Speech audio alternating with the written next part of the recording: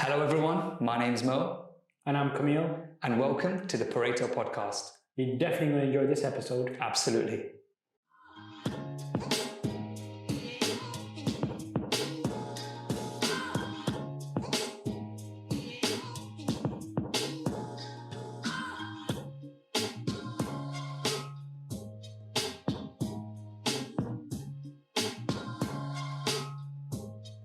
Hello, guys, and welcome back to the Pareto podcast. Joining you today are Mo and Cam, as always. As always. It's good to see you back. Thought we'd do something following on from our last episode on the NHS Fundamentals. Absolutely. And a little bit more about the organization of the NHS, the structure, the different departments, that kind of thing. Yeah. But before we do that, how have you been? Yeah, I've been alright actually. Not too bad. Busy. Yeah, of course. I mean, not as busy. I went away. Oh, yeah. Went down to Oxford. How was that? Yeah, no particular reason. As in, I didn't study there. I didn't really do much there. As in, historically. But it's a nice part of the country. Yeah. Flat land. Flat land. Probably not the first thing you think of, but flat land. Nice people. Just overall a pleasant experience. With the family shopping. Yeah, I mean you've got Vista Village, right next to there. I think I've said that right, but anyway, whatever it might be called. That was an interesting place. Okay. Um, Expensive place. well, I mean it's an outlet, so it's supposed to be cheap, right? More reasonably priced. Yeah, but it definitely wasn't. You know what I mean? It definitely wasn't more reasonably priced, and it definitely wasn't cheap. I mean, a lot of the people that were there were definitely quite wealthy. Okay. Definitely felt quite out of place. Fine. But anyway, humbled. But back doing this, which is what we live for. Yeah. So I think I'll give you. Well, I'll share an experience that I had as well actually at work, which I think will get the ball rolling for us. Yeah. I saw a sad case recently actually in A&E. It was of a young. I think she was probably in her 20s, early 20s, and I didn't really know much about her. She would basically come up to me and start speaking to me. Okay. She'd be like, "Do you need help with this patient?" Now she was wearing NHS uniform. Oh. I can see that expression on your face. But honestly, I was the same. Honestly, Cam. She's wearing NHS uniform, and I think the blue scrubs. Yeah, like a scrub top, lanyard. She'd be like, "Do you need help?" She would go into other people's cubicles. So I was actually under the impression that she was a member of staff. Okay. It turns out that she wasn't a member of staff. She was actually under mental health sectioning. Wow. So she was a student who was studying, a healthcare related degree program. Okay. About to sit her exams, and unfortunately went into a psychotic episode. Wow. First episode for her, but complete psychosis. Yeah. And she'd completely adopted. I mean, you could say that, is it psychosis? Is it not? Because she's adopted the role of what she's intending to become.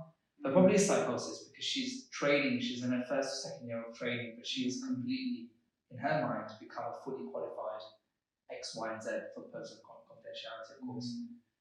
That was pretty. That pretty much took me back, to be honest. But I learned a lot from that, in the sense that how a disease manifests, in this case, psychosis, for her is not only determined by the degree that she's doing, but also her stress levels, her mental health, a number of different things. And I say I get the ball rolling from this point of view because I sincerely believe that because healthcare is pretty complicated now. It's not complicated, but you know what I mean. The NHS has had to basically reflect that in its organisation, in its funding, in the way it functions, and all sorts of things. And I think maybe that's a good place for us to start. Yeah. How about yourself? Maybe a final question back at you. Yeah. I mean, been good, busy. doing a bit of shopping myself recently, but nothing as extravagant as Bicester Village. Probably just a Trafford Centre is the max for my for my wallet. Oh, fine. I guess that explains why you didn't pay for lunch. But that's all right. I'll forgive you for that one. No, that's all right. In the last video, we spoke about how the NHS kind of came about.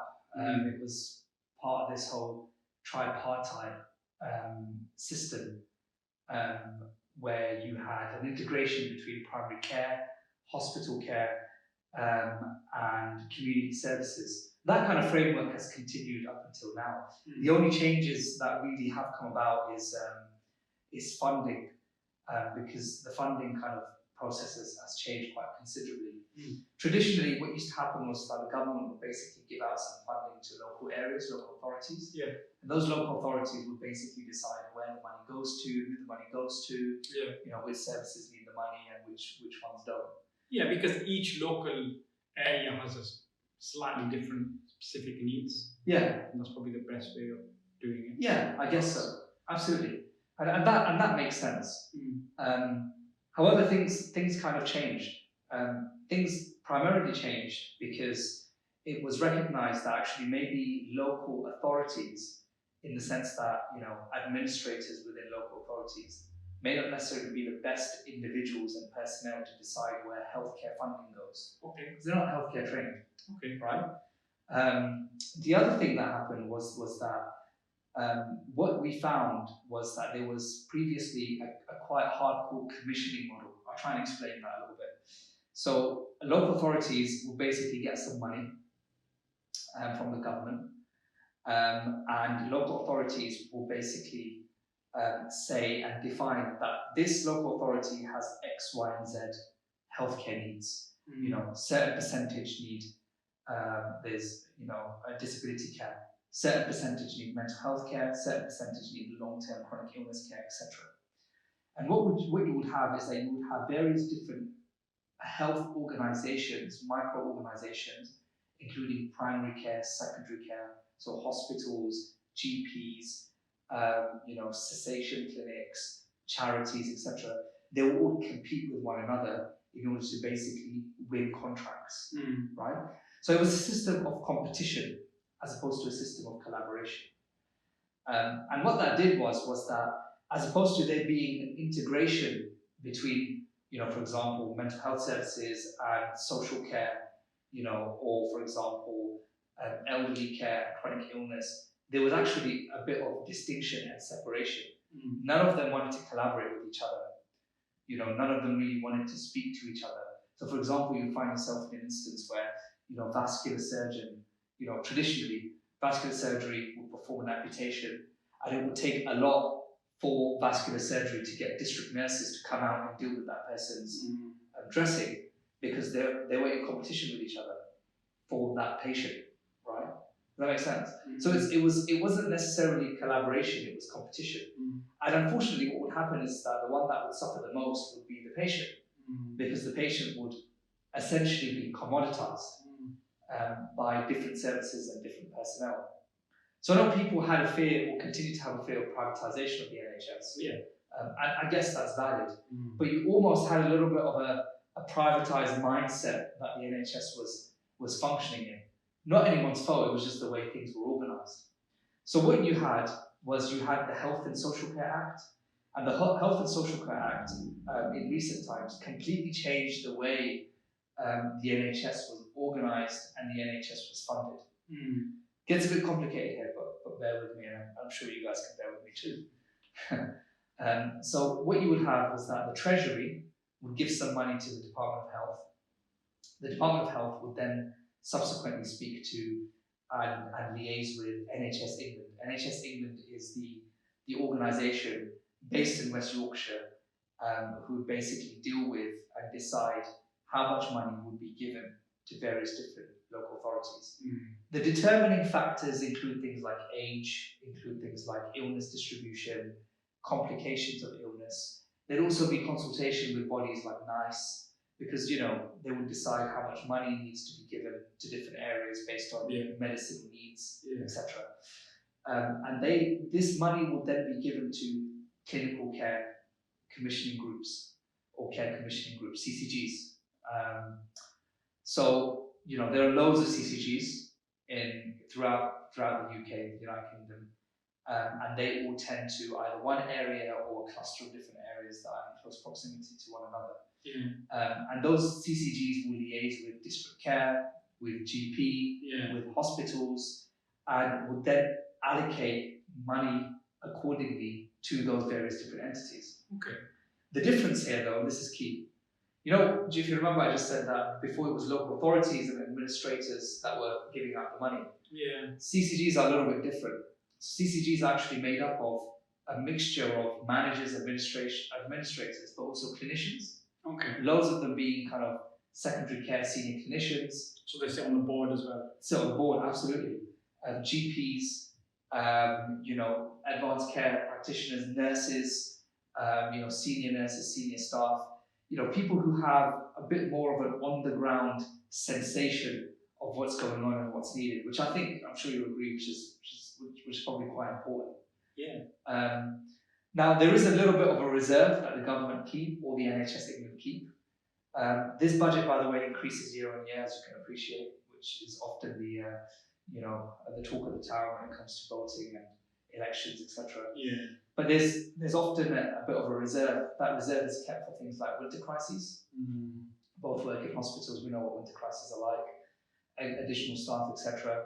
A lot of the budget for the past few years, the reserve that was kept was eaten up by COVID-19 or COVID-20, 2021, 2022, who knows. So it's basically, eaten by that, to be honest.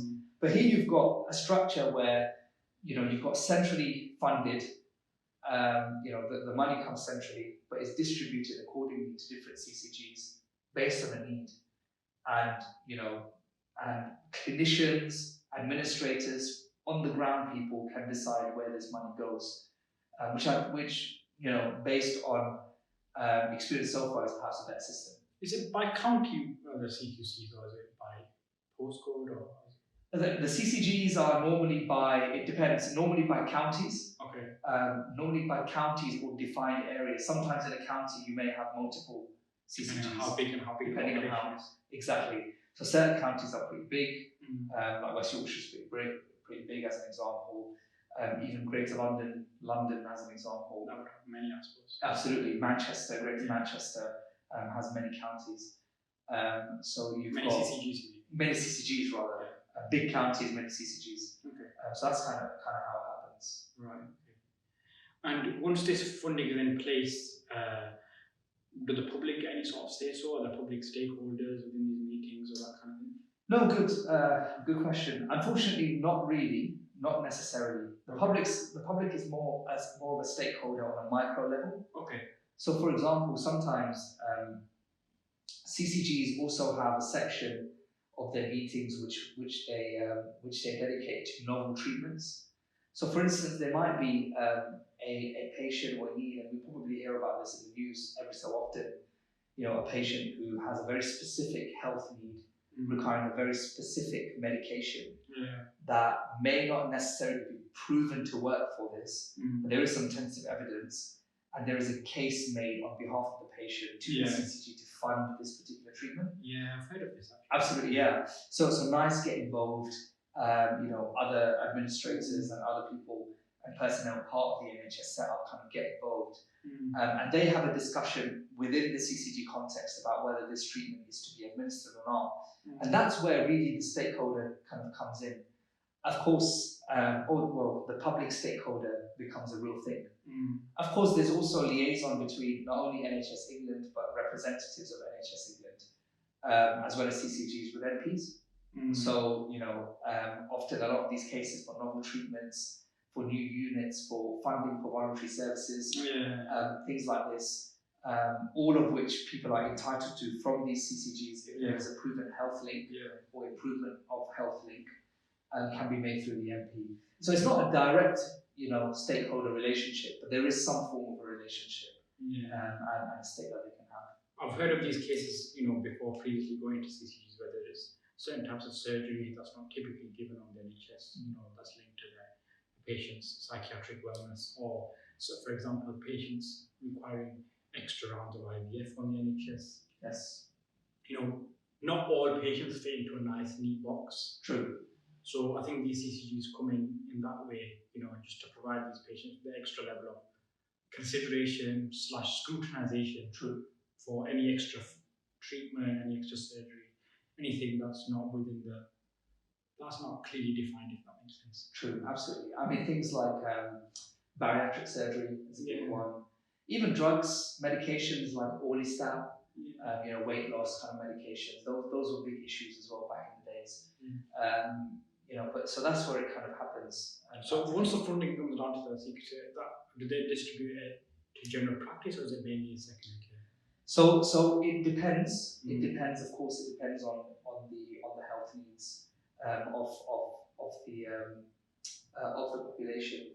But what you've got now, we've spoken about governmental level. We've then spoken about local level, but you've even got sub-local level, which is something that the government likes to call integrated care partnership. Okay. So once again, it's all about collaboration, not competition. That's basically the slogan.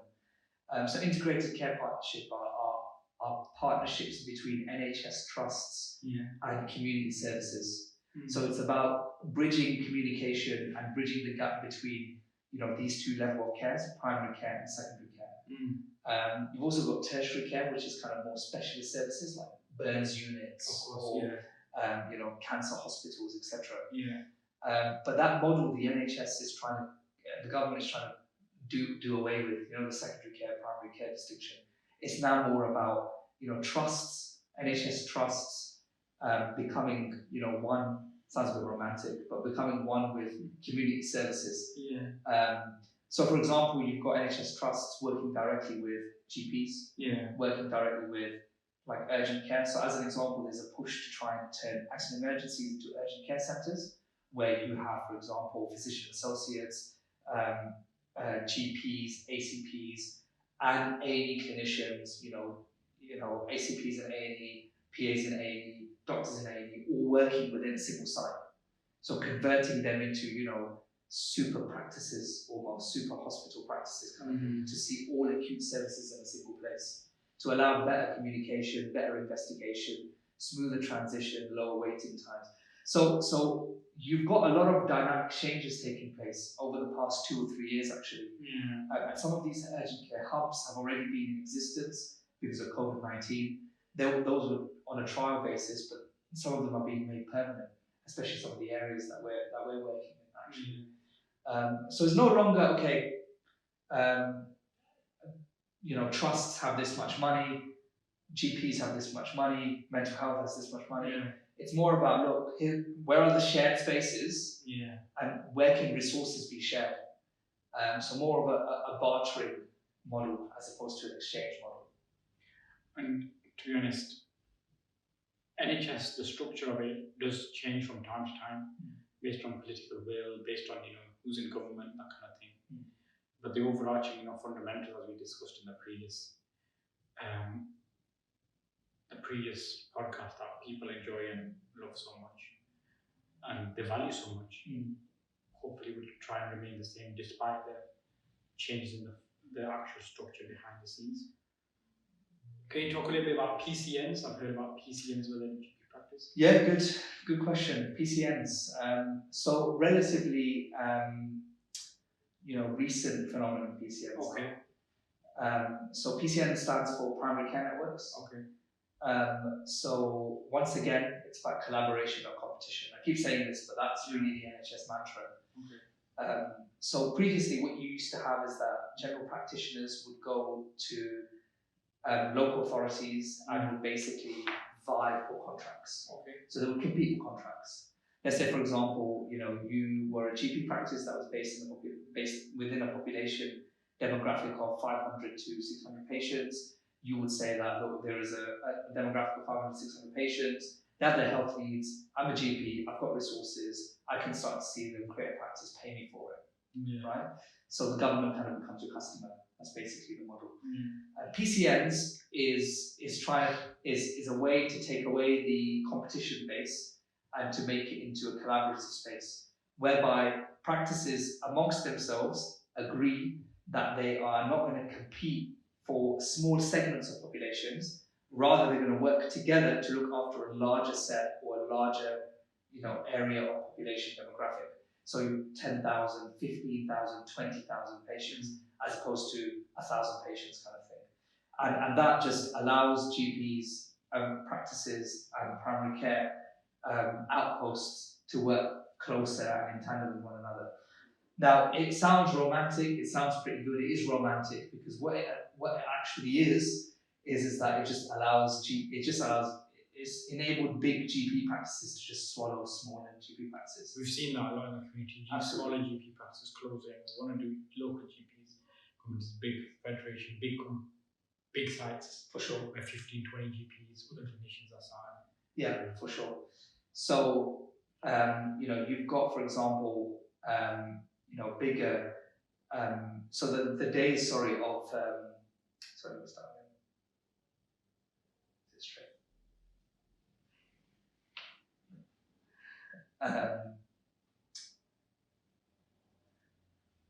Yeah, absolutely. The days of the single-handed GP looking after the community is no longer there. You've got big practices that are taking over and absorbing the smaller practices. From a patient experience point of view, it's mixed things. I think there is a value for patients to know who their GP is, to know who their community practitioner is. I think that's part of the GP experience and the closeness that patients have with their general practitioner. But of course, it's more about driving towards efficiency in liberal economy. So PCNs are naturally always going to be encouraged, and they're always going to be seen as a good thing. So economies of scale, isn't it? It is. But also in terms of the patient, I think there's benefits as well. I think, for example, say you're at a big general practice and you had a skin problem, perhaps you could see the general practitioner with an interest and qualifications and experience dealing with skin problems. True. You could see a clinician that's experienced and qualified and, more so than his other colleagues or her other colleagues. In diabetes management, for example, there are benefits to having multiple people working under one roof. There's that team effort, sometimes people can say general practice can be a little bit, a bit lonesome, a bit, by yourself, but we're coming away from that model, isn't it?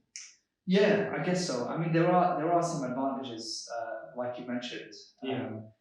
As you, even from the point of view of referrals, I think the whole collaboration model just allows, one of the outputs that has come from this whole push of collaboration and integrating, care practice that the NHS has introduced over the past 10 years is the whole 2-week referral system. I don't think that would have been possible if it wasn't for the closer liaison between primary care, secondary care, under the integrated care partnership model. The fact that cancers are being spotted a lot quicker than what they ever have been. I think the NHS has demonstrated probably one of the highest and most efficient cancer detection rates in the entire world. Based on the way the NHS operates, integrating NHS trusts and also services. But all of this is, of course, also in relation to the fact that our our healthcare needs are not just determined by our health, physical health. How we are what we eat is a famous statement, as an example. If that's the case, then I'm rice and I'm a chicken burger. You're a chicken burger. But your social condition, your mental health, your economic health, your economic standing. A lot of these different things have a massive impact on you as an individual, you as a person. And it's important to recognise that. And it's in recognising this that the NHS has managed to work closely with sister organisations like Public Health England, the government, etc., to try and morph the organisation to looking at health more holistically. Okay. It's very, very interesting. Thank you for your insights into it's quite a complex topic, and I think you brought it down quite succinctly and the best way to sort of grasp the concepts in terms of what the current structure of the NHS is at the moment. Yeah, I hope so. I mean, there are some good trends to look out for as well. How I mentioned about we spoke about CCGs earlier. There's interesting literature coming out even breaking down CCGs into districts. Oh, okay. So, for example, there was a trial that was done in Greater Manchester. So Greater Manchester and Manchester is part of a single CCG. And there was a trial to see what would happen if we were to break it down into even a smaller district. So funding was dedicated to a particular district within Greater Manchester. And there were some really remarkable changes that happened. For example, children's mental health improved big time. About 6,000 people were managed to be brought back into employment. We know employment brings certain health benefits, as an example. 35% of people who were previously living on the streets were able to be, put into social housing, all under the funding that was specific to a particular district. So there's an argument that's there even in governmental level that, okay, maybe funding on a CCG level, maybe that's too big. Maybe we need to even look on a smaller scale. Maybe we need to look on a district scale. Every area has its particular needs, and therefore maybe thought needs to be extended to that. So there's some really interesting spaces to watch out for, and I really recommend maybe tuning into some of those spaces, and we can try and keep you updated as to what those spaces are on our podcast and our publications. But I think that's been a good conversation. It has been, very insightful. Yeah, absolutely. I can tell that you're probably dying for a chicken burger now, just as I'm dying for some rice. Maybe rice and some curry will be quite nice. Yeah. But yeah, brilliant. Anyway, so I think we'll love you and leave you. Please do sign up to subscribe to us. Please like, share, and tell others about the Pareto podcast. If you have any other thoughts or you'd like to see any other content, please do comment below or email us or do DM us on all of our social media handles. But for now, ciao. See you later, guys.